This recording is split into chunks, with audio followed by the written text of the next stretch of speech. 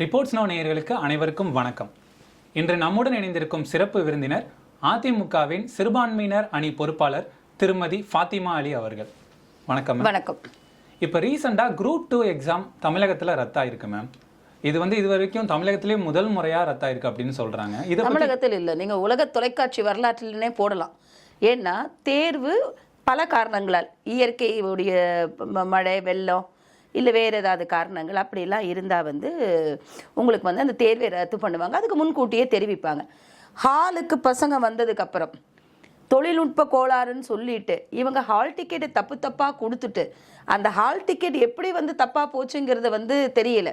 ஏன்னா இது என்ன நடந்திருக்குன்னு கேட்டிங்கன்னா, கிட்டத்தட்ட 9000 பீப்புள் எழுதியிருக்காங்க, ரைட்டுங்களா? சென்னையில் 7 இடங்களில் காலேஜில் இந்த எக்ஸாம் நடக்கிறதுக்கான சென்டர்ஸ் போட்டிருக்காங்க.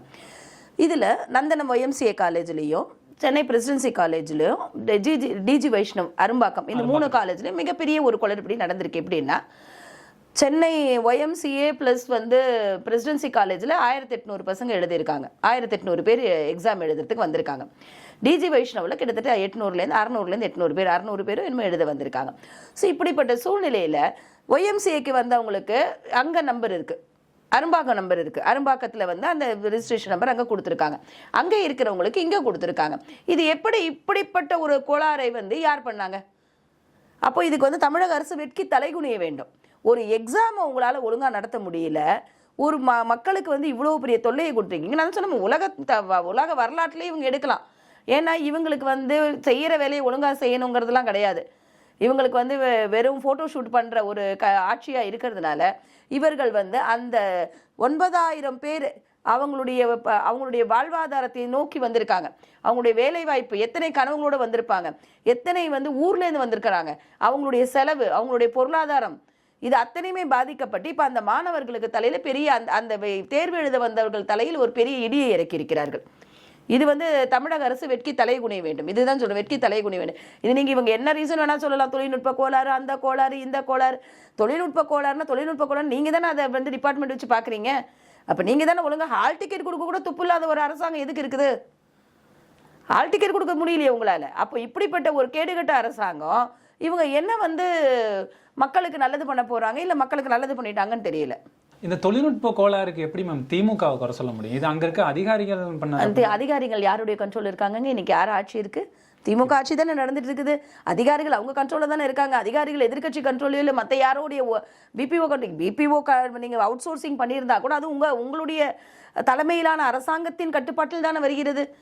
புரியுதுங்களா? இப்போ நீங்க வேற யாரையும் இது குறை சொல்ல முடியாது. முழுக்க பொறுப்பேற்க வேண்டியது அவர்கள். ஏன்னா அதிகாரிகளையும் காவல்துறையும் இவர்கள் தங்களுடைய குடும்பத்திற்கு வேலை செய்பவர்களாக இவர்கள் வைத்த காரணத்தினால்தான் மக்கள் பணியை அவர்களால் செய்ய முடியவில்லை. மக்கள் பணி செய்ய விடாமல் அவர்களை தடுத்து அவர்களை எந்த வேலையும் செய்ய விடுறதே இல்லை. அப்போ அவங்க ஏனோதானோ மக்கள் பணி செய்யறாங்க. கொஞ்சம் யோசிச்சு பாருங்க, எத்தனை பெண்கள் வந்திருப்பாங்க, எப்படி எந்தெந்த ஊர்லேருந்து வந்திருப்பாங்க, அதில் கல்யாணம் ஆனவங்க இருப்பாங்க, கர்ப்பிணி பெண்கள். எக்ஸாம் ஒரு குரூப் 2 எக்ஸாம் கனவுல வராங்கங்க, ஒரு அரசாங்க வேலை என்ற ஒரு கனவில் வராங்க. அவ்வளவு குளறுபடி. அதுவும் அன்னைக்கு நீங்கள் கேன்சல் பண்ணுறீங்க. எப்போ பார்த்தாலும் ஒன்று எக்ஸாமில் பசங்க எழுதுகிற எக்ஸாமில் வினாத்தாள் குளறுபடி, இல்லைன்னா இந்த மாதிரி அரசாங்க வேலைக்கு குரூப் 2 குரூப் 4 எழுத அங்கே உங்களால் இந்த மாதிரி தொழில்நுட்ப கோளாறுன்னு சொல்லி ஹால் டிக்கெட் குளறுபடி. இப்படி மக்களுடைய வயிற்றில் அவங்களுக்கு அரசாங்க வேலையெல்லாம் கிடையாது, எல்லாரும் வேற பொழப்ப பாருங்கன்னு சொல்கிறாங்களா திமுக அரசாங்கம் தெரியல. ஸோ இதுக்கு எப்படி வேற யாருக்கு பொறுப்பேற்றுக்க முடியும்? முழுக்க பொறுப்பேற்க வேண்டியது அரசாங்கம். திமுக அரசு மட்டும்தான் இதுக்கு முழுக்க பொறுப்பேற்க வேண்டியது. வயது வரம்பு மீறினவங்க இந்த எக்ஸாம் எழுதுறதுக்காக வந்திருக்கலாம் மேம். இது இந்த வருஷம் தான் உங்களுக்கு கடைசியா கூட இருக்கலாம். இது இந்த வருஷம் தான் உங்களுக்கு கடைசி அட்டம்ப்டா கூட இருக்கலாம்.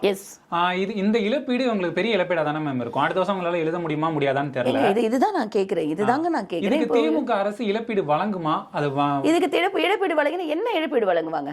அவங்களுக்கு அடுத்த வருஷம் திருப்பி இந்த தேர்வு எழுத அவங்க அடுத்த வருஷம் வழங்குமா அப்படின்னு நீங்க பாத்தீங்கன்னா, அடுத்த எலெக்ஷனுக்கு அப்புறம் அவங்க இருக்க போறது இல்லையே. 2026 எலெக்ஷன்ல 100% டிஎம்கே இருக்க போறது இல்ல. டிஎம்கே தோல்வி அடைவார்கள். ஒரு வேளைக்கெல்லாம் சான்ஸே இல்லைங்க. ஒருவேளை 2 வேலைக்கெல்லாம் சான்ஸே இல்லை. இவர்கள் மக்கள் வயிற்றுல எல்லா மக்களையும் இவர்கள் துன்புறுத்தி அதுக்கு வந்து பண்ண காரணத்தினால இப்போ இந்த இவங்களே யோசிச்சு பாருங்க. நீங்க சொன்ன மாதிரி லாஸ்ட் அட்டம்ப்டா இருக்கிறவங்க கூட எவ்வளவு ஒரு வேதனையில இருப்பாங்க. எத்தனை மனிதர்கள் இதனால் பாதிக்கப்படுகிறார்கள், அவருடைய குடும்பங்கள் பாதிக்கப்படுகிறது, அவருடைய வாழ்வாதாரம் பாதிக்கப்படுகிறது, அவருடைய கனவுகள் சிதைக்கப்படுகிறது. இதுக்கு அவங்க எவ்வளவு ப்ரிப்பேர் பண்ணி வந்திருப்பாங்க. இது அத்தனையும் அடிச்சுட்டு இவங்க திரும்ப வந்து இதுக்கு செட்டில் பண்ண போறாங்களா? அதெல்லாம் எதுவுமே கிடையாது. இவர்கள் மற்றதுக்கெல்லாம் செஞ்சுட்டாங்களா? 200 சில்லற கவர்மெண்ட் ஸ்கூல்ல மூடினாங்களா? அதுக்கு என்ன காம்பன்சேஷன் பண்ணிட்டாங்களா? இல்ல அங்கன்வாடி ஊழியர்கள் வயிற்றுல அடிச்சாங்களா? அதுக்கு காம்பன்சேஷன் கொடுத்துட்டாங்களா? சுகாதார பணியாளர்கள் போராடினாங்களா? அதுக்கு காம்பன்சேஷன் கொடுத்துட்டாங்களா? அரசு ஊழியர்கள் போராடினாங்களா? அவங்களுக்கு வந்து இன்னைக்கு வந்து ஓய்வூதிய திட்டம்ன்ற பேர்ல பழையதை வந்து ஸ்டிக்கர் ஒட்டி கொடுத்துருக்காங்களா? அதுக்கு இவங்க ஏதாவது ஆதாயம் கொடுக்க போறாங்க? இவங்க எதுவுமே பண்ண மாட்டாங்க. மக்கள் வயிற்றில் அடித்து தமிழகத்தை வந்து அதாவது கற்காலத்துக்கு கொண்டு செல்வதற்கான வேலையை மட்டும் தான் இந்த திராவிட முன்னேற்ற கழக அரசாங்கம் செய்து கொண்டிருக்கிறது. ஒருவேளை நீங்க சொல்ற மாதிரி அதிமுகவை சேர்ந்த திரு எடப்பாடி பழனிசாமி வந்து ஆட்சிக்கு வரும்போது அவர் என்ன மாதிரி நடவடிக்கை எல்லாம் எடுப்பார்? இது சம்பந்தமாக அவர்கள் ஆட்சிக்கு வந்த உடனே நாங்கள் எங்களுடைய ஆட்சி வந்ததுக்கு அப்புறம் இதற்கு என்ன தீர்வோ அந்த தீர்வு கண்டுபிடிக்க முடியும். ஏன்னா இப்போ நாங்கள் வந்து எதையும் சொல்ல முடியாது. ஏன்னா ஆட்சி எங்கள்கிட்ட இல்லை. ஆட்சி இந்த நிமிஷத்தை பொறுத்த வரைக்கும் இந்த ஒரு 1.5 மாதம் அவங்கள்ட்ட தான். ஸோ அது முடிஞ்சதுக்கு அப்புறம் நாங்கள் ஆட்சிக்கு வரும்போது இந்த நிர்வாக சீர்காடுகளை எப்படி சரி செய்வது, இப்படிப்பட்டவர்களுக்கு என்ன இழப்பீடு கொடுப்பது, அதை எப்படி அவர்களுக்கு இழப்பீடுனா வெறும் வந்து மணினாலேயோ ஒரு வேறு விதமான பண்ண முடியாது. அவர்களுக்கு மற்றொரு வாய்ப்பு எப்படி வழங்குவது, அந்த எக்ஸாமினேஷனுக்கு எப்படி மற்றொரு, ஏன்னா எதுவுமே சொல்றது ஈஸி, ஆனால் அதை வந்து நாங்கள் வந்து எக்ஸிக்யூஷனில் கொண்டு வரணும். அதனால அப்படிப்பட்ட விஷயங்களை எல்லாம் கண்டிப்பாக முன்னுரிமை கொடுத்து இப்படிப்பட்ட பாதிக்கப்பட்டவர்களுக்கு இனிமேல் அந்த மாதிரி தமிழகத்தில் இன்னொருவர் இந்த மாதிரி பாதிக்கப்படாத அளவிற்கான ஒரு ஆட்சியாக அதிமுக ஆட்சி அமையும். இது மாதிரி இந்த தேர்வு எழுதி பல பேர் வந்து இந்த வருஷமே வந்து நான் ஒரு நல்ல வேலைக்கு போகணும் அப்படின்னு சொல்லிட்டு வந்திருப்பாங்க. அவங்களோட எதிர்காலம் எப்படி இந்த மாதிரி ஆயிடுச்சு? இவங்க சீரழிச்சிட்டாங்க. திமுக திராவிட முன்னேற்ற கழக அரசு தமிழக மக்களையும் அந்த குரூப் 2 எழுத வந்தவர்களையும் சீரழிச்சிருச்சு. சரி, அதுக்கு மாற்று டேட்டு கொடுத்தாங்க. ஒன்று பார்த்தீங்களா? ஒரு கேள்விக்கு, அதாவது கேவலத்துக்குரிய விஷயம் அது. இன்னொன்று வந்து என்ன பண்ணாங்க, மார்ச் மாதம் 22, 23 ஒரு டேட்டு கொடுத்தாங்க. கடைசியில் பார்த்தா அந்த டேட்டில் ஏற்கனவே மாநில கல்வித்துறைக்கு ஏதோ ஒரு எக்ஸாம் நடக்குதான். புரியுதுங்களா? ஸோ அது வந்து இந்த என்ன சொல்றீங்க, ஒருங்கிணைந்த குடிமையியல், அதாவது IAS IPS அந்த குடிமையியல் பணிகளுக்கான இதில் வந்து செகண்டரி கிரேட்ல இருக்கிறவங்களுக்கான எக்ஸாமினேஷன். அந்த எக்ஸாம் அன்னைக்கு நடக்குதான். உடனே இப்போ அதுக்கும் ஒரு கன்ஃபியூஷன்ஸ். நான் கேட்குறேன், ஒரு அரசாங்கத்தில் ஒரு துறையில் இருக்கிற நீங்கள் உங்களுக்கு அதை கூட பார்க்க தெரியாமல் என்ன இவங்கெல்லாம் பண்ணிட்டு இருக்கிறாங்க? அவ்வளவு பெரிய பணிகள் இங்கே வந்து அப்படிப்பட்ட அழுத்தக்கூடிய பணிகள் இது இவர்களுடைய பணிகள் தானே. இந்த பணியை பார்க்காமல் அந்த துறையை சார்ந்த அமைச்சர்கள் என்ன செய்து கொண்டிருக்கிறார்கள், இந்த அரசாங்கம் என்ன செய்து கொண்டிருக்கிறது? இதுக்கெல்லாம் வந்து நாங்கள் மக்கள் பணிக்காகவே இருக்கிறோம்னு சொல்லிட்டு அங்கங்கே ஸ்டிக்கர் ஒட்டிட்டு திட்டத்தையா போட்டு ஃபோட்டோ போட்டுட்டு இருக்கிற முதல்வர் என்ன செய்து கொண்டிருக்கிறார்? இத்தனை பேருடைய வாழ்வாதாரத்தை அழுத்தி இருக்கிறார். 9000 குடும்பங்கள்ங்க. 9000 பேர் நீங்கள் எடுக்க முடியாது. 9000 குடும்பங்கள். அதில் எத்தனை பேர் வந்து பணிக்கு வராங்கன்றது வேற விஷயம். அவர்கள் ஒரு கனவுகளோடு வராங்க. ஒரு அட்டம்ப்ட். நீங்க அன்னைக்கு 635 பேர் இருக்கட்டுங்க, 635 குடும்பங்க, 9000 பேர் எழுத வந்தாங்க இல்லையா? அவர்களுடைய வலி, அவர்களுடைய வேதனை, அவர்களுக்கு ஏற்பட்ட இழப்பு. நீங்க சொன்ன மாதிரி லாஸ்ட் டைம்ல இதுதான் வந்து ஃபைனல் அட்டம்ப்டா இருந்து அவங்க என்ன பண்ணுவாங்க? இதனால் அவர்கள் மன உளைச்சலுக்கு பாதிக்கப்படுவார்கள். என்ன நடக்க போகுதுன்னு தெரியாம உட்கார்ந்துருப்பாங்க. இதனால் அவர்கள் குடும்பங்கள் பாதிக்கப்படுகிறது.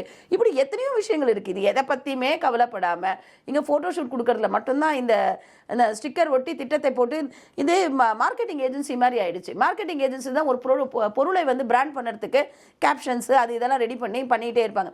அந்த வேலையை மட்டும்தான் தொடர்ந்து அதிகாரிகள் செய்து கொண்டிருக்கிறார்கள் தமிழகத்தில்.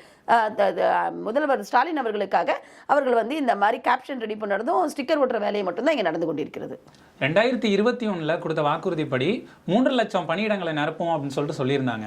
இதில் 34,000 பணியிடங்கள் கூட இன்னும் நிரப்பப்படல அப்படிங்கிற மாதிரி குற்றச்சாட்டுகள்லாம் வந்துட்டு இருக்கு. இந்த மாதிரி பணியிடங்கள்லாம் நிரப்பப்படாமல் இருக்கிறத பத்தி நீங்க என்ன மேம் நினைக்கிறீங்க? அதுக்கு தான் காசு வாங்கியிருக்காங்கல்ல.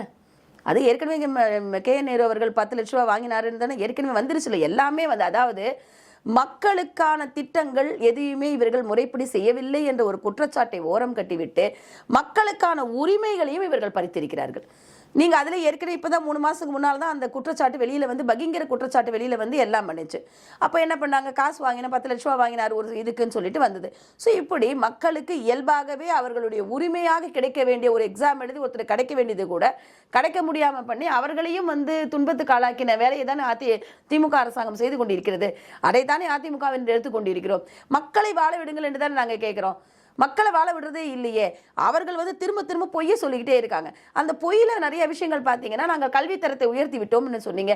எப்படி நீங்க கல்வித்தரத்தை உயர்த்தினீங்க? 200 சில்லற ஸ்கூலை, கவர்மெண்ட் ஸ்கூலை மூடிட்டீங்க. இவங்க வந்து ஆதி திராவிடர் பள்ளிகளை மூடி விட்டீர்கள். அவர்களுக்கு உணவளிக்கக்கூடிய அந்த அவங்க தங்கக்கூடிய அந்த சமூக நல, அதாவது அந்த ஸ்டூடெண்ட்ஸ் தங்கக்கூடிய அந்த ஹாஸ்டலை மூடி இருக்கீங்க. அவங்கள என்ன சொல்றீங்க? வெள்ளிக்கிழமை மட்டும் வீட்டுக்கு போங்க எல்லாரும், சனி ஞாயிறு சாப்பாடு போட முடியாதுன்னு துரத்தி விடுறீங்க. எவ்வளவு அட்டகாசங்கள், எவ்வளவு அட்டூழியங்கள் அந்த பிள்ளைகளை படிக்க விடாம பண்ணுறதுக்கு. அப்புறம் எப்படி இவங்க பேச முடியும்? இன்னொன்று, இந்த பிள்ளைகளுக்கு 5 வருஷமா இவங்க கணினி கொடுத்தாங்களா? அம்மாவால் கொண்டு வரப்பட்ட மடிக்கணினி திட்டத்தை ஏழை பெண்களுக்கு, ஏழை மாணவர்களுக்கு இவர்கள் கொடுத்தார்களா? கொடுக்கவே இல்லை. கடைசியில் இப்போ வந்து எலெக்ஷன் வரப்போகுதுன்ன உடனே ஒரு சீன் போடுறாங்க. அதுவும் கல்லூரி மாணவர்களுக்கு கொடுக்குறோன்னு சொல்கிறீங்க. அவங்க கொடுக்க வேண்டியது யார்? +1 +2 பசங்களுக்கு தானே முதல்ல தேவைப்படும். அந்த பிள்ளைகளுக்கு தானே இல்லாமல் இருக்குது. அதை வந்து ஒரு தாய்மை கண்ணோடு மக்களை காப்பாற்ற வேண்டும் என்ற எண்ணத்தோடு அதிமுக அரசாங்கத்தில் அம்மையார் அவர்களால் கொண்டு வரப்பட்ட ஒரு திட்டத்தை நீங்கள் காலி பண்ணிட்டு, கடைசியில் எல்லாரும் ஒரு அழுத்தம் கொடுக்கும்போது, அதை கேள்வி கேட்கும்போது, கடைசி 2 மாதம் பண்ணால் அவங்க பண்ண எல்லாம் மறைஞ்சிடும், அவர்கள் செய்த அனைத்து தவறுகளை மக்கள் மன்னித்து விடுவார்கள் நினைத்துக் கொண்டிருக்கிறார்கள். இல்லை, தயாநிதி மாறன் வந்து நீட்டை பற்றி பேசும்பொழுது என்ன சொன்னாங்க? என் தலைவர் வந்த உடனே முதல் கையெழுத்து நீட்டுக்குன்னு சொல்லி இந்த துணை முதல்வராக இப்போ இருக்கிறாரு ஒருத்தர் சொன்னாரா இல்லையா? அதனால என்ன நடந்துச்சு? ஒண்ணுமே நடக்கல. அப்ப என்ன அழுதாங்க? என்னுடைய பெண்ணுக்கு வந்து நீட்ல சீட்டு கிடைக்கலன்னு சொன்னாங்க. அதுதாங்க நீட்டோட வெற்றி. பணக்காரர்களுக்கும் இந்த மாதிரி பாசிச மனப்பான்மை கொண்டவர்களுக்கும் கொடுக்காமல் ஏழை மக்களுக்கு, படித்த மாணவர்களுக்கு அது போகணுன்றதுனால தானே நீட்டு திட்டம் கொண்டு வந்தது. எலிஜிபிலிட்டி யாருக்கு இருக்கோ அவங்க போவாங்க. நீ பணக்காரன், நான் மினிஸ்டர், நான் இதுன்னு சொன்னால் உனக்கு கிடைக்கும் நீ எதிர்பார்த்து அந்த எதிர்பார்ப்பில் நீ இருந்த பொழுது உன் பொண்ணுக்கு கிடைக்கவில்லைன்னா அதுதான் நீட்டோட வெற்றி. ஒரு பணக்காரன் பெண்ணுக்கு கிடைக்கலன்னு சொல்லி நீலி கண்ணீர் விட்டார் இல்லையா? அவர் என்ன சொன்னார்? என்னுடைய மகள் வந்து கவர்மெண்ட் ஸ்கூலில் படிக்க சொன்னாங்கன்னு சொன்னார். அவர் எந்த ஸ்கூல்லங்க படித்தார்? தயாநிதி மாறன் எந்த ஸ்கூலில் படித்தார்? டான் பாஸ்கோவில் படித்தார். அவர் எந்த காலேஜில் படித்தார்? லாய்லோவில் படித்தார். அவர் எங்கே? இன்னொன்று ஹார்வர்ட் யூனிவர்சிட்டியில் ஒரு OPM சொல்லிட்டு ஒரு இது வணிகர்களுக்கான ஒரு மேல் படிப்பும் படித்து முடிச்சிருக்கார். இவர் வந்து கவர்மெண்ட் ஸ்கூலில் சேர்த்தாரா பொண்ணை? இதையெல்லாம் மக்கள் நம்ப வேண்டுமா? புரியுதுங்களா? இவர்கள் கூறுவது அத்தனையும் பொய் என்று மக்களுக்கு நல்லா தெரியும். மக்கள் வந்து அது கொஞ்சம் கூட கண்டுக்க மாட்டாங்க. ஏன்னா தயாநிதி மாறனே வந்து இப்படிப்பட்ட ஸ்கூல்ல படிச்சிருக்கும் பொழுது தயாநிதி மாறனுடைய மனைவி யாரு? அவர்கள் ஒரு பெரிய சமூகத்தில் ஒரு பெரிய குடும்பத்தை வந்து இந்து குரூப்லேருந்து வந்திருக்கவங்க. அவங்களும் ஒரு மேற்படிப்பு படித்து நல்லா இருக்காங்க. அப்போ அவங்க 2 பேரும் குழந்தைய கொண்டு போய் கார்பரேஷன் ஸ்கூல்லையே சேர்த்தாங்க, அரசாங்க பள்ளியில் சேர்த்தார்களா? நீலி கண்ணீர். இதையெல்லாம் வந்து மக்கள் நம்ப மாட்டாங்க. இங்க வந்து கல்வித்தரம் வந்து தமிழகத்தில் ஸ்டாலின் அவர்களுடைய அரசாங்கத்தில் 5 வருடங்களாக தமிழகத்தில் கல்வித்துறை சீர்கெட்டு கிடைக்கிறது. இதே அதிமுக ஆட்சியில் பார்த்தீங்கன்னா 11 மருத்துவக் கல்லூரி கொண்டு வரப்பட்டது. அதை தவிர பார்த்தீங்கன்னா அரசு என்ன பண்ணணுங்க? ஒரு சட்டம் கொண்டு வரப்பட்டு விட்டது. நீட் வந்துடுச்சு. தமிழகத்துக்கு மட்டும் இல்லை, இந்தியாவிற்கான திட்டமாக தானே அது கொண்டு வந்திருக்காங்க. அப்போ நீட் வந்துருச்சு. நீட் எதிர்க்க முடியாதுன்னு உங்களுக்கு தெரியும். மக்களை ஏமாற்றுவதற்கு என்ன பண்ணாங்க? வந்த உடனே நீட்டை மாற்றிடுவோன்னு சொன்னாங்க. கடைசியில் ஒரு பெரிய ரகசியத்தை உடைத்தார் உதயநிதி ஸ்டாலின் அவர்கள். என்ன சொன்னார்? காங்கிரஸ் அரசாங்கத்துக்கு வந்து இருந்தால் இதை நாங்கள் எடுத்திருப்போம். அத்தைக்கு மீச முளைச்சா சித்தப்பா. எங்கேயாவது நடக்குமா உலகத்துல? காங்கிரஸ் ஏற்கனவே மண்ணுக்குள்ள போய் கீழே போயிடுச்சது. அது இனிமேல் என்னைக்கு எந்திரிச்சு அது வந்து ஆட்சியை பிடிச்சி இதெல்லாம் நடைமுறையில் இல்லாத, சாத்தியம் இல்லாத ஒரு விஷயத்தை சொல்லி மக்களை எப்படி ஏமாற்றிருக்கிறார்கள் என்று பாருங்கள். அப்போ அந்த நீட் வந்து உச்சநீதிமன்றத்தால் அங்கீகரிக்கப்பட்டு, பல கேஸ் போட்டு உச்சநீதிமன்றத்தால் அங்கீகரிக்கப்பட்டு சட்டமாக்கப்பட்ட ஒரு திட்டம் வந்து அந்த நீட்டு. அப்போ என்ன பண்ணாரு அண்ணன் எடப்பாடியார்? அதிமுக அரசாங்கத்தில் அண்ணன் எடப்பாடியார் இதுக்கு சொல்யூஷன் என்னன்னு பார்த்தாரு. ஏழை மாணவர்கள், அரசாங்க பள்ளியில் படிக்கும் மாணவர்களுக்கு 7.5%.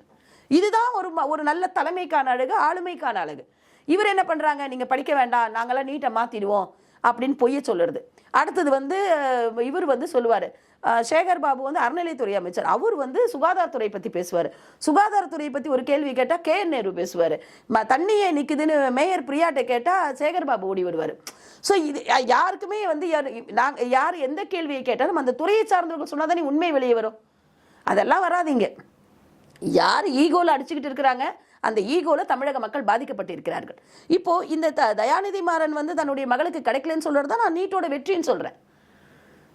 பணக்காரன் என்பதற்காக அவனுடைய மகனுக்கோ மகளுக்கோ அந்த சீட்டு கிடையாது. படித்த எலிஜிபிலிட்டி இருக்கிறவங்களுக்கு தான் அது சீட்டுங்கிறது தான் அரசாங்கத்துடைய இந்த நீட்டினுடைய வெற்றி. 2வது விஷயம், அண்ணன் எடப்பாடியார் அதற்கான 7.5% கொண்டு வந்தார், சொல்யூஷன் கண்டுபிடிச்சாரு. இதையெல்லாம் விட்டுட்டு மக்களை ஏமாற்றிக்கிட்டு நாங்கள் வந்தால் நீட் எடுத்துருவோம், எய்ம்ஸ் செங்கலை வச்சிருக்கிறோம், இந்த பாருங்க இந்த செங்கல் இன்னும் வைக்கல. உங்க வீட்டுல நீ வச்சிருந்தா உங்க வீட்டுல இருக்கிற செங்கலை கொண்டு வந்து எப்படிப்பா எய்ம்ஸ்ல வைக்க முடியும்? நீ பீரோல பூட்டி, நீங்க வெள்ளி பீரோ வச்சிருக்கீங்க, வெள்ளி பீரோல பூட்டி வச்சுக்கிறீங்க, அதை கொண்டு வந்து எப்படி எய்ம்ஸில் வைக்கிறது? புரியுதுங்களா? ஸோ இவர்கள் திராவிட முன்னேற்ற கழகத்தினுடைய அரசாங்கமானது, ஸ்டாலின் அவர்களுடைய அரசாங்கமானது மக்களை, எல்லா தரப்பு மக்களையும் வஞ்சித்தது. இப்ப கடைசியா மாணவர்களுடைய, அதை இளைஞர்களுடைய வாழ்க்கையில் விளையாடிவிட்டது. ஏற்கனவே பல காலி பணியிடங்கள் இருக்கு மேம். இதுல இந்த மாதிரி தேர்வுகள் ரத்தாகிறதுனால இன்னும் அதிகமாயிட்டே தான் போயிட்டு இருக்கு. இதனால வந்து தமிழகத்துல வேலையில்லா திண்டாட்டம் அதிகமாயிட்டே தான் போயிட்டு இருக்கு. ஏற்கனவே 53 லட்சத்துக்கும் மேல மாணவர்கள் வந்து படிச்சுட்டு வேலை இல்லாம பல பேர் வேலை இல்லைன்னு சொல்லிட்டு வேலையில்லா திண்டாட்டத்தெல்லாம் இருக்காங்க. இப்ப இந்த மாதிரி நடக்கிறதுனால அதுதான் சொல்றேனே, கல்வித்துறையை மட்டும் நம்ம பேசினா கூட கல்வித்துறையில எத்தனையோ பணியிடங்கள் நிரப்பப்படாமல் இருக்கிறது. அந்த நிரப்பப்படாமல் இருக்கின்ற காரணத்தினால் கல்வித்துறையில் அட்மினும் இருக்கு, டீச்சிங் ஸ்டாஃப்ஸும் இருக்காங்க, ரெண்டுமே நிரப்பப்படாமல் இருக்கிறது. இப்போ நிரப்பப்படாமல் இருக்கும் பொழுது அந்த பள்ளியில் இருக்கிற மாணவர்களுக்கு கல்வித்தரம் சரியாக கிடைப்பதில்லை. அந்த கல்வித்தரம் சரியாக கிடைக்காத காரணத்தினால் மாணவர்கள் கல்லூரி அந்த பள்ளிகளுக்கு வருவதில்லை. அதனால் நீங்க பள்ளிகளை மூடிவிட்டீங்கன்னு சொல்லி ஒரு இதை சொல்றீங்க. இப்போ தவறு யார்கிட்ட இருக்கு? பள்ளி கல்வித்துறை என்ன பண்ணுது, உயர்கல்வித்துறை என்ன பண்ணுது? உயர்கல்வித்துறையில் எத்தனை நடந்துச்சு நம்ம அதையும் பார்த்தோம். ஒரே ஆசிரியர் 3 இடத்துல கிளாஸ் எடுத்தது போட்டாங்க. இதுதான் இன்றைய தமிழகத்தில் உள்ள இந்த கல்வியினுடைய தரமாக இருக்கிறது. ஸோ இதெல்லாம் யார் கேள்வி கேட்கறது? இதை கேள்வி கேட்டால் உடனே வந்து நான் சொன்ன மாதிரி என்றால் சிறைவாசம், ஏன் என்றால் வனவாசம்னு போடுற மாதிரி உடனே அவங்க மேலே ஒரு கேஸ் போட்டு உள்ள தள்ளுறது. இதை தவிர இவர்கள் என்ன செய்து கொண்டிருக்கிறார்கள்? எத்தனை பணியிடங்கள் நிரப்பப்படாமல் இருக்கிறது? அப்போ அத்தனை பணியிடங்கள் நிரப்பப்படாமல் இருக்கும்போது மாணவர்களுடைய கல்வித்தரம் பாதிக்கப்படுகிறது. வேலை இல்லாமல் இருக்கிறவங்களுக்கு நீங்கள் வேலை கொடுக்கலாமே, நீங்கள் ஏன் கொடுக்கல? என்ன பண்ணுது கவர்மெண்ட்? என்ன பண்ணுது? பல காலி பணியிடங்கள் நிரப்பப்படாமல் இருக்கிறது. காரணம் என்ன? எங்க அவ்வளவு தூரத்துக்கு ஏன் போகணுங்க? டிஐஜியே போட மாட்டோம், நாங்கள் பொறுப்பு டிஐஜியா போட்டு உட்காந்துருக்குறாங்கல்ல. அது அவ்வளவுதான் இவர்களுடைய தரம். இவர்கள் தனக்கு சாதகமானவர்கள் யார் இருக்கிறார்களோ அவர்களை மட்டும்தான் நாங்கள் போடுவோம் அப்படிங்கிற நிலைமையில தான் உட்கார்ந்துட்டு இருக்கிறாங்க. இது எப்படி இந்தியா அந்த டிஜிபியை போடாமல் இருக்குவதற்கான காரணம் என்ன? இப்படி எந்த துறையா இருக்கட்டும் இவங்க வந்து ஆளுங்களை போட மாட்டாங்க. எங்களுக்கு யார் வந்து அது காவல்துறையாக இருந்தாலும் சரி, வந்து அதிகார அட்மினிஸ்ட்ரேட்டிவ் பதவியில் இருக்கிற ஐஏஎஸ் முடித்தவர்களாக இருந்தாலும் சரி, எல்லாரையுமே நம்ம வந்து சுகாதார பணியாளர்கள் போராட்டமாக இருக்கட்டும், டீச்சர்ஸாக இருக்கட்டும், இன்னும் இப்படிப்பட்ட எத்தனை காலியிடங்கள் இருந்தாலும் எங்களுக்கு காசு வந்தால் அவர்களுக்கு நாங்கள் போடுவோம். இவ்வளவுதான் அவங்களுடைய திட்டம். அதுதான் ஆல்ரெடி ப்ரூவ் பண்ணிட்டாங்க. மேயர் அவர்களால் ப்ரூவ் பண்ணப்படுது. எக்ஸாம் எடுத்துட்டு இப்போ ஆல் டிக்கெட்டையும் காசையும் 10 லட்சம் கொடுத்தீங்கன்னா வேலை கிடைக்கும். அப்போ ஏழை மக்களுக்கு என்ன கிடைக்குது? இப்போ அரசாங்கத்தில் அவங்களுக்கு வேலை கிடையாது. அப்போ இதைதான் அவர்கள் வெளிப்படுத்தி இருக்கிற இந்த 4.5 ஆண்டு இந்த ஆண்டுகள் முடிய போடுது. இந்த ஆட்சியில் வந்து தமிழக மக்களுக்கு எதுவுமே இல்லைன்ட்டாங்க. தாலிக்கு தங்கம் இல்லை, அரசாங்கத்தில் வேலை வாய்ப்பு இல்லை, மடிக்கணினி இல்லை, அம்மா கொடுத்த சைக்கிள் இல்லை, அம்மா உணவகம் இல்லை, எதுவுமே இல்லை. அம்மா கொண்டு வந்த பெண்களுக்கான கருத்தரிப்பு திட்டம் எதுவுமே கிடையாது. சில இடங்களில் அம்மாவுடைய உணவகம் இருக்கிறது. ஆனால் அம்மா உணவகத்தினுடைய தன்மையை இவர்கள் குறைத்து விட்டார்கள். முதல்ல மாற்றணும்னு சொன்னாங்க. வந்த உடனே என்ன பண்ணாங்க? கலைஞர் உணவகம் மாற்றணும்னு ட்ரை பண்ணாங்க. அதை மக்களே எதிர்த்தார்கள். ஏன்னா இந்த உனக்காக உங்கள் ஆட்சியில் வந்து உங்கள் ஆட்சியில் உங்கள் கட்சியிலேருந்து இல்லை உங்கள் அரசாங்கத்திலேருந்து ஒரு திட்டத்தை கொண்டு வந்து அதுக்கு நீ ஒரு பேர் வச்சா பரவாயில்ல, ஸ்டிக்கர் ஒட்டுற வேலையை ஏன் செய்றீங்க? அம்மா உணவகம் என்பது அம்மாவால் கொண்டு வரப்பட்டு, புரட்சி தலைவியால் கொண்டு வரப்பட்ட அத்தனை ஏழை எளிய மக்களுக்கான, அதாவது அவர்களுடைய வயிற்றை நிரப்பிய ஒரு அன்னபூர்ணியாக அவங்க பார்த்துட்டு இருக்கிறாங்க. அப்படி இருக்கும்போது அவங்க வந்து அந்த அம்மா உணவகத்துக்கு வந்து பேரை மாற்ற விட மாட்டாங்க. 2வது விஷயம், கொரோனா காலகட்டத்தில் கட்சி கிடையாது, மதம் கிடையாது, எதுவுமே கிடையாது, யார் வேணா ஃப்ரீயா போய் சாப்பிட்டாங்க. அண்ணன் எடப்பாடியார் அவர்கள் அந்த மாதிரி ஒரு ஆணையை போட்டு வைத்து அங்கே வந்து அதை நடத்தி கொடுத்தார். அத்தனை ஏழை மக்களுடைய பசியை ஆற்றினார் அண்ணன் எடப்பாடியார் அவர்கள். ஸோ இதையெல்லாம் வந்து இவங்க பேரை மாற்றி ஸ்டிக்கர் ஒட்டி பண்ணுறது தான் வேலை. வேலை வாய்ப்பு கொடுங்க. அங்கே இருந்த பெண்களுக்கு எங்கே வேலை இருக்கு? இப்போ அம்மா உணவகத்தில் வேலை பார்த்த பெண்கள் என்னாங்க? அங்கன்வாடி ஊழியர்கள் இன்னைக்கு போராடுறாங்களே. எதுக்கு போராடுறாங்க சொல்லுங்க? எதுக்கு போராடுறாங்க? முட்டை ஏன் கொடுக்கலன்னு கேட்டால் இந்த அம்மா என்ன சொல்லுச்சு? கருப்பு முட்டை கொடுப்போம். எத்தனை இவர்கள் வந்து திராவிட முன்னேற்ற கழகம் அமைச்சர்களாக இருக்கட்டும், நிர்வாகிகளாக இருக்கட்டும், இப்போ அலுவலர்களாக இருக்கட்டும், எல்லாருமே அகேன்ஸ்டா நின்று தமிழகத்தை ஒரு வழியா மக்களை வந்து மொட்டை அடிச்சு இன்னைக்கு தமிழக மக்கள் கதறி கொண்டிருக்கிறார்கள். அந்த நிலைமைக்கு கொண்டு வந்து விட்டுருக்காங்க. இந்தியாவில் பார்த்தீங்கன்னா வேலை இல்லாதவர்களோட எண்ணிக்கை வந்து 2017 6% இருந்துச்சு. அது இப்போ 2025 3.2% குறைஞ்சிருக்கு. இந்த மாதிரி தமிழகத்தில் வேலை இல்லாதவர் எண்ணிக்கை அதிகரிக்கும் போது இது இந்தியாவை எப்படி மேம் பாதிக்கும்? என்னங்க இந்தியா வந்து தமிழகம் வந்து இந்தியாவுக்குள்ளே ஒரு பார்ட்டாக தான் இருக்குது. அப்போது இவங்க நாங்கள் தான் பெரிய மேஜர் ஷேரு, நாங்கள் தான் மேஜர் ஷேருன்றாங்களா, அப்போ வேலை வாய்ப்பில் இவங்க தான் மேஜர் ஷேரில் உட்காந்துருக்காங்க. பிற மாநிலங்களில் இவர்கள் பேசி கொண்டிருக்கிறார்கள், அங்கேருந்து இங்கே வராங்க, இங்கேருந்து அங்கே போகிறாங்கன்னு சொல்லிட்டு. அதாவது அவர்கள் கூறுவது அனைத்துமே தவறு. இங்கே வந்து ஒரு வேலைக்கு உதவாத, வேலை செய்யாத ஒரு சமுதாயத்தை இவர்கள் உருவாக்கி விட்டார்கள். எல்லாத்தையும் ஃப்ரீ கொடுத்து ஒரு வேலை செய்யாத ஒரு விண்டாக்கி விட்டுட்டு, இரண்டாவது விஷயம் வந்தால் டாஸ்மாக நாங்கள் வந்து மூடுவோம்னு சொன்னாங்க. அதை மூடாமல் இருக்கிறதன் காரணமாக தமிழகத்தில் நான் ஸ்கில்டு லேபருடைய ஒர்க்கருடைய ரேஷியோ ரொம்பவே குறைஞ்சி போச்சு. அதனால் வெளி மாநிலங்களிலிருந்து அவங்க வந்து வேலை செய்கிறாங்க. அப்போது நீங்கள் கேட்ட மாதிரி இங்கே இருக்கிறவங்களுக்கு எங்கே இந்த வேலை கிடைக்கும்? நீங்கள் தண்ணி அடிச்சு நீங்கள் படுத்துக்கிட்டு இருக்கிறீங்க. இதே வெளி மாநிலத்திலேருந்து வரவன் காத்தில் 6 மணிக்கு வேலை செய்கிறான். இந்த மாதிரி வெளி மாநிலத்திலேருந்து வந்து வேலை பார்க்குறவங்களையும் ரொம்பவும் கொடுமைப்படுத்துறாங்க அப்படிங்கிற மாதிரி. அது கண்டிப்பாக நடக்கும். ஏன்னா உங்களுக்கு வந்து உங்களுடைய அதாவது வெளிமாநிலங்களிலிருந்து வருபவர்கள் வந்து அவர்களுடைய வாழ்வாதாரத்துக்காக இங்கே வந்து வேலை செய்யும் போது அவர்கள் வந்து காம்ப்ரமைஸ் பண்ணி ரேட்டுக்கு வந்து இது பண்ணி அவங்க பரிபூர்ணமாக வேலை செஞ்சாங்க. ஏன்னா இந்த வேலை செஞ்சால் இன்னொரு வேலை கிடைக்கும்னு அவங்க எதிர்பார்க்குறாங்க. ஆனால் இங்கே இருக்கிற மக்களை வந்து இந்த அரசாங்கம் என்ன பண்ணிடுச்சு, முழுக்க அவர்களை வந்து இந்த டாஸ்மாக்கு அடிமையாக்கி எல்லா வேலையும் செஞ்சு முடிச்சுட்டாங்க. அதாவது அந்த டைமிங்கை மாற்றி அது வந்த அமைச்சர் என்ன பண்ணார், நாங்கள் வந்து வந்த உடனே டாஸ்மாக மூடுவோம்னு சொன்னவர் என்ன பண்ணார், பாக்கெட்டில் போடலாமான்னு யோசிச்சார். கரெக்டு தானேங்க? முத்துசாமி அவர்கள் பேசினாரா இல்லையா? பாக்கெட்டில் கொடுக்கலாமான்னு யோசிச்சுட்டு இருக்கோன்னு சொன்னார். ஸோ இப்படிப்பட்ட ஒரு சூழ்நிலையில் இவங்க எப்படி வேலைவாய்ப்பை பற்றி யோசிப்பாங்க? அவங்களுக்கு வேலைவாய்ப்பை பற்றியோ தமிழக மக்களுடைய ஆரோக்கியத்தை பற்றியோ அவர்களுடைய அவர்களுடைய சுகாதாரத்தை பற்றியோ இல்லை அவருடைய பொருளாதார மேன்மை பற்றியோ அவர்கள் குழந்தைகளுக்கான வருங்காலத்திற்கான வேலைவாய்ப்பை பற்றியோ அது மக்களுக்கான தமிழக மக்களுக்கான எதிர்காலத்தை பற்றியோ எதை பற்றியும் கவலைப்படாத ஒரு அரசு திராவிட முன்னேற்ற கழக இந்த அரசு. அதனால் அது எதையுமே கவலைப்படலை. அப்போது இந்த வேலைவாய்ப்பு என்பது டோட்டலாக நீங்கள் வந்து பெருமைப்பட்டுக்கிற அளவுக்கு இந்தியாவினுடைய முன்னிலையில் தமிழகம் இன்றைக்கு இல்லை. அது எல்லா வகையிலுமே ஆகிப்போச்சு.